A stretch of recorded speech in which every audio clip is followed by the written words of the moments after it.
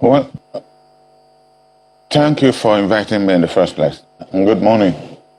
It will be difficult to have this analysis and the line you're doing it. I believe the situation in Anambra, and in fact, the rest of the Southeast is getting even more complicated. It's not just holding election on Saturday. There are a lot of precursors before that election comes up. The case of Nnamd has further complicated the matter in the sense that the common people in the various villages are asking questions.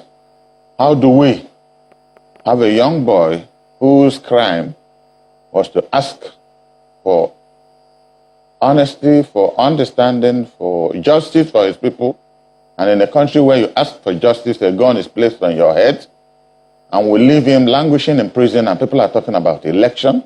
This is the tendency of people saying there will be no election. And there are parties running around. Nobody appears to be interested in what is happening. And in the past few days, the situation has even been more complicated with the fate of Justice Mary Odili. So it does indicate that there is a defined process to decimate a people, or like the government says, dominate a people and decide what happens there. So the candidature is not just now about whether somebody is qualified. If they have a basic certificate and have experience, that's qualification in Nigeria. Whether you have performed in the past, it's not relevant anymore. So we're now looking at Saturday's election from the point of view of candidates who will have courage to be able to discuss the very serious situations in Anambra, which also affects the rest of the Southeast. We have fundamental problems of existence. There's an existential problem in the Southeast, and Anambra typifies that. So it's not just people running around, we're going for an election. Trying to discuss that, and they get into, supposing Mrs. Odili had been killed in this raid in a country where a Supreme Court judge is messed up, still from the Southeast, you can see it is a lot more complicated problem than just going to vote. So if I could, if you could just shed some light on this matter for us, if you will. So what is the thinking? Is it that if they don't let elections or want elections to hold, and then assuming elections don't hold, what is that going to achieve? Because the gentleman you spoke about is undergoing processes in the courts. The factor you also raised now about just so they've said they're going to investigate it. So all of these things also have processes. Yes. So if the elections don't hold, what would that have achieved? Well, majority of us are conversing that elections must hold. But we are now discussing about what kind of candidate will appear to be governor of Anambra with the courage to want to face the realities on the ground. And that was why I had to give you the initial problem of Nnamd and Odili now, which are complicated. It's not just people running around, I want to be governor. How many of them have taken the courage to even mention, to defend our sons and daughters? Some arrested, some killed, and nothing is going on. So when I look at I narrowed it. It was another television station that I narrowed the governorship to 3 main candidates. And then I said it was Soludo, it was Valo Zubo, and then Obiora Okonkwo. And her reasons why I had to narrow it.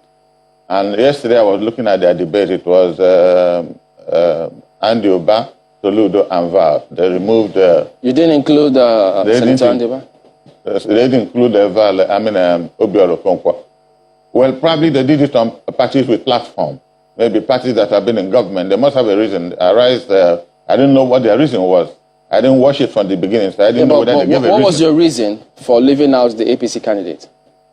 Myself? Yeah. Because initially I said he wasn't competent to be governor. He had no business wanting to be governor of Anambra State. Absolutely not. Okay. First, he's not qualified. He's not qualified to be governor. Secondly, he organized with his boss then the kidnap of Ngige that failed. And that kidnap failure dissolved the state executive of PDP, and that was when I was appointed chairman of party. Are you speaking about this from the point of view of perhaps documentation or reports, police reports? No, or what I'm saying that I worked as chairman of PDP for 3.5 years. I mean, 3.5 months, and sometimes I was on this your channel and AIT, and I told the government what really happened, told the world what happened. Yeah, but is this backed up by any police documentation or anything? Well, how do you back criminality with documentation that you can lay hands on? Yeah, it was clear that Anambra State Government House was attacked. But those are the agencies responsible for the police was responsible for investigating criminality. Well, do they investigate in this country? If government is supervising the criminality, how do we investigate it? Well, this is all the Lee's house was just attacked, and the Attorney General of the country has not spoken about what is going on there. Well, he has. He has. And what has he said? He said he doesn't know about what is going on. Yes, he's spoken. Doesn't that look very funny to you? That a department under him organized the police, the army, they have faces, and the Attorney General is telling us that he doesn't know. Well, at the moment, a second. All of these agencies have denied complicity. So that's the question we were asking. It shows you how beautiful. Who is responsible? It shows you how beautiful the country is. Okay, now we are running the country beautifully. Everybody who should know is denying that they don't know what is happening to a Supreme Court judge. So if she was killed that night, it will be fate.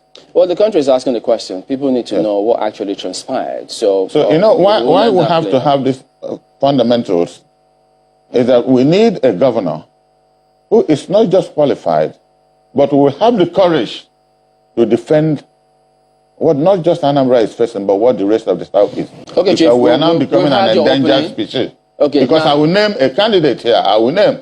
No, well, we can't name any candidate. No, I will give reasons why somebody would be better than the other. No, you're supposed to be looking at it broadly speaking. Let's see what's happening in the entire scenario. But haven't gotten your opinion. Let's equally get to Abuja and see if our guest, the gentleman there, feels the same way. Markwe? Studio is Ambassador Jerry Gukwe, who is Nigeria's former ambassador to Austria and also a former member of the House of Representatives.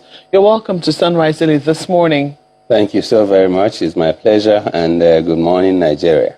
Well, there is a keen interest in the elections that will happen in Anambra this coming weekend. And there have been questions, fundamental questions really, about the conduct of the elections. INEC has raised questions way before now, especially with recent activities in the southeast, which has heightened the state of insecurity in that state. Yes, the first guest did refer to how there have been a number of sit-at-home protests, and people in Anambra State, it would seem, have also been subjected to that, so to speak. So there are questions as to whether or not they will feel safe enough to be able to come out for the elections that will come up this weekend. What's your reading of the situation? Well, let me start by saying that is a good question that you put. You know, it's only somebody who had not been to the southeast or Anambra recently that will not have such a concern. I will tell you that you know, many of us are concerned, and we're talking about it. I was in Anambra, you know, up till yesterday. I came back yesterday, and you will really feel bad, you know, for people, because you're not allowed to go around. You're not allowed to go do your own business, because you may be killed, you may be murdered, you know, by people nobody knows who they are. I think that is unfair to my people.